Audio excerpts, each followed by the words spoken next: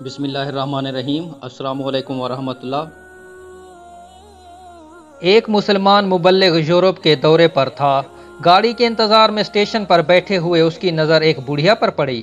عمر 70 کے قریب تو ضرور ہوگی۔ ہاتھ میں ایک سیب لیے اپنے بچے گھچے دانتوں کی مدد سے کھانے کی کوشش میں مصروف۔ یہ آدمی اس کے قریب جا کر بیٹھا، بڑھیا کے ہاتھ سے سیب لے کر کاٹا اور باریک کاشے بنا کر بڑھیا کو دیں تاکہ اسے کھانے میں آسانی آئے۔ بڑھیا سیب لیتے ہوئے رو پڑی۔ اس آدمی نے پوچھا، آپ کو کس بات پر رونا آیا ہے؟ بڑھیا بولی، مجھے کسی سے بات کیے بھی 10 سال ہو گئے ہیں، اور تو اور میرے اپنے بچوں نے میری لوٹ کر خبر نہیں لی۔ تم نے میرے ساتھ اتنی ہمدردی کیوں کی ہے؟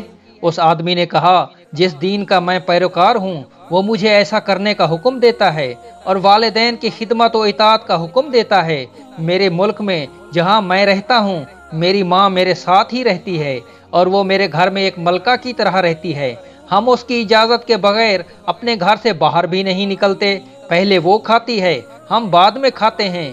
میں اور میری اولاد اس کے سامنے خدمت کے لیے حاضر رہتے ہیں۔ یہ سب کچھ ہمیں کسی اور نے نہیں، ہمارے دین نے سکھایا ہے۔ بوڑھیا بولی، کیا نام ہے تیرے دین کا جو تمہیں ایسا درس دیتا ہے؟ اس آدمی نے کہا، میرے دین کا نام اسلام ہے۔ اور پھر اس اچھے اخلاق و برتاؤ والے مبلغ کی وجہ سے بڑھیا نے اسلام قبول کر لیا۔ سبحان اللہ۔ حدیث پاک کا مفہوم ہے کہ اگر تمہارے ذریعہ ایک شخص کو بھی ہدایت مل جائے تو یہ تمہارے لیے سرخ اونٹوں سے بہتر ہے۔